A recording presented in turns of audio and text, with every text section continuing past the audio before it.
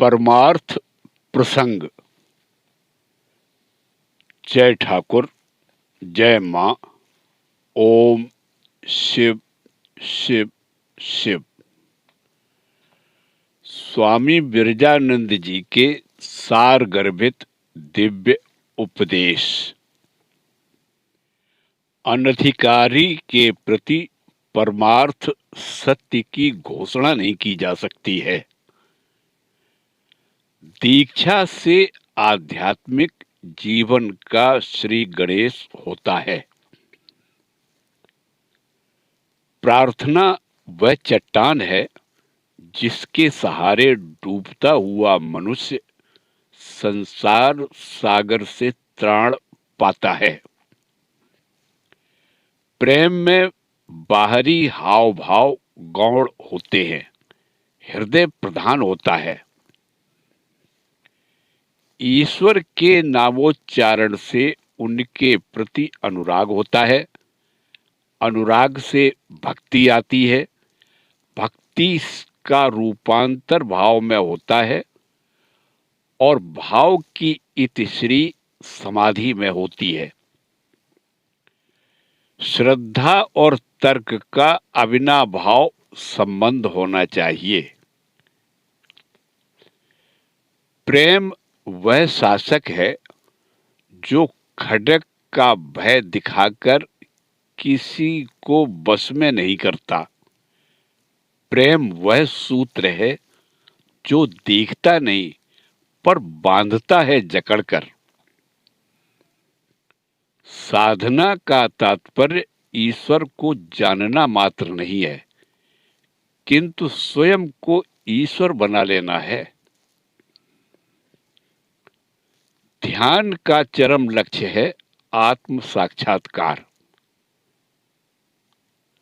यह संसार परब्रह्म परमात्मा का बाह्य रूप है।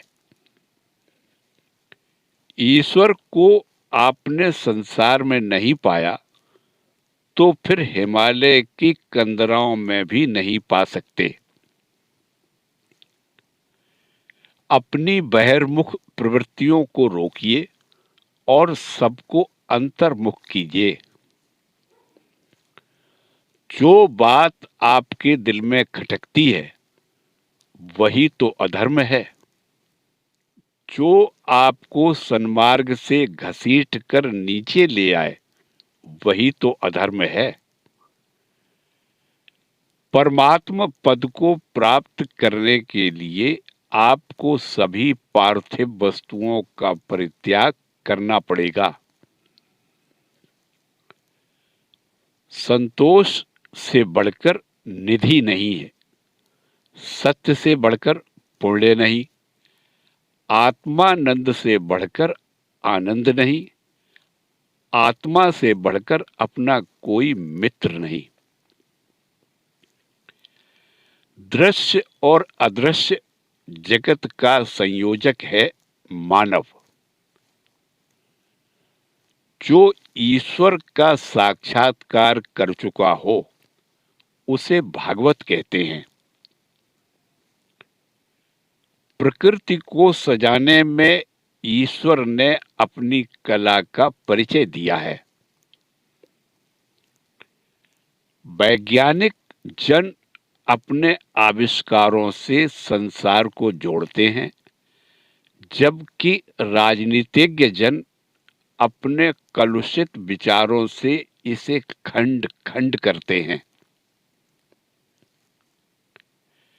पार्थिव सुखों से धीरे धीरे मन को हटाइए और आत्मिक सुखों में रति कीजिए।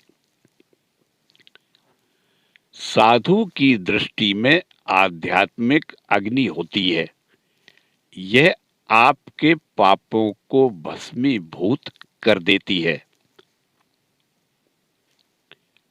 दंभ से मनुष्य अंधा हो जाता है। दूसरों से व्यवहार करते हुए धैर्य का उपयोग कीजिए, किंतु अपनी उन्नति में अधीरता बरतिए। आपके क्रमिक विकास में ईश्वर भी अपने अनेक रूपों में आपके समक्ष प्रस्तुत होता है। इंद्रियों के बाध्य संकेत पर मन का भूत सांसारिक रंगमंच पर अपना नृत्य प्रस्तुत करता है। एक संत सबसे बड़ा योद्धा है, क्योंकि उसने कर्म के अटूट बंधनों को तोड़ डाला है। सांसारिक बंधनों की आधार भूमि है मन। आत्म साक्षात्कार में अहंकार का विनाश सबसे पहली शर्त है। हिमालय में भागकर नहीं, बल्कि अहंकार का नाश करके संन्यास का लक्ष्य पूरा होता है।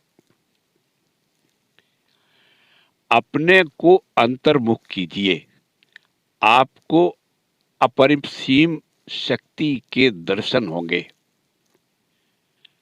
आप में निहित जो ईश्वर है, वही परमार्थ सत्य है। भाव शुद्धि, भक्ति और निर्भीकता जैसे विचारों से अपने मन को समृद्ध कीजिए। आप में ईश्वर की अनंत शक्ति विद्यमान है। ईश्वर के चरणों में अपनी दृष्टि जमाकर मानवता की सेवा में अपने हाथ फैलाइए। जीवन को नीरस और डरपोक बनाना आपको शोभा नहीं देता। आपको पता होना चाहिए कि आप में सर्वशक्तिमान सर्वज्ञ परमात्मा का निवास है। दंभ से द्वेष का जन्म होता है। यह हत्या और प्रतिशोध में प्रेरक है। ज्ञान का लक्ष्य है मुक्ति।